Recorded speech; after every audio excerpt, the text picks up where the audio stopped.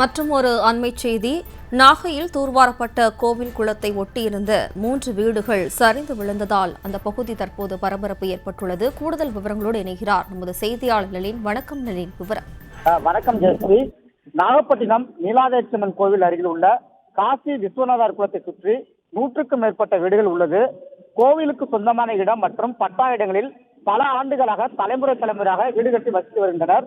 இந்த நிலையில் கடந்த சில மாதங்களுக்கு முன்பு நீலாதேச்சம்மன் கோவில் கும்பாபிஷேகத்திற்காக குளம் தூர்வாரப்பட்டு குளத்தில் உள்ள மண் அள்ளப்பட்டதாக கூறப்படுகிறது. மேலும் வீடுகளை சுற்றி குளத்தை சுற்றி கரைகள் இல்லாத காரணத்தினால் அந்த வீடுகளுடைய சுவரை ஒட்டியும் அந்த மண் அள்ளப்பட்டதாக கூறப்படுகிறது. இதனால வீடுகள் அப்பவே சேதமடைந்ததாக கூறப்படுகிறது. இந்த நிலையில் நாகப்பட்டினம் மாவட்டத்தில் தொடர்ச்சியாக பெய்த கனமழை காரணமாக கட்டியப்பர் வடக்கு சந்து பகுதியில் உள்ள தண்டாயுதபணி, ராமு, பாஸ்கர் என்பவருக்கான 3 வீடுகளும் அந்த மண் அரிப்பு ஏற்பட்டு அந்த ஈரப்பதம் ஏறி சுவர் முழுமையாக சேதமடைந்து 3 வீடுகளும் குளத்திலே சரிந்து அடியோட விழுந்திருக்கிறது.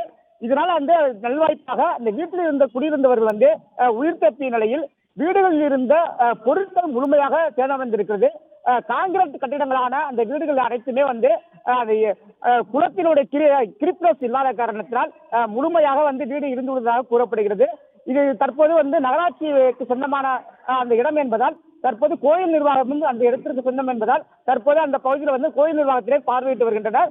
பாதிக்கப்பட்டவர்கள் உடனடியாக அந்த வீடுகளை ஆய்வு செய்து தங்களுக்கு வேறு மாற்று இடம் வழங்க வேண்டும் என்றும் அதே மாதிரி இடிந்த வீடுகளுக்கு பதிலாக புதிய வீடு கட்டித்தர வேண்டும் என்று கோரிக்கை வைத்துள்ளனர்.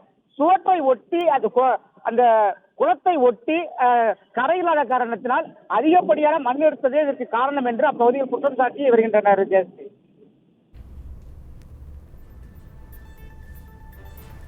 விவரங்களுக்கு நன்றி நளின்.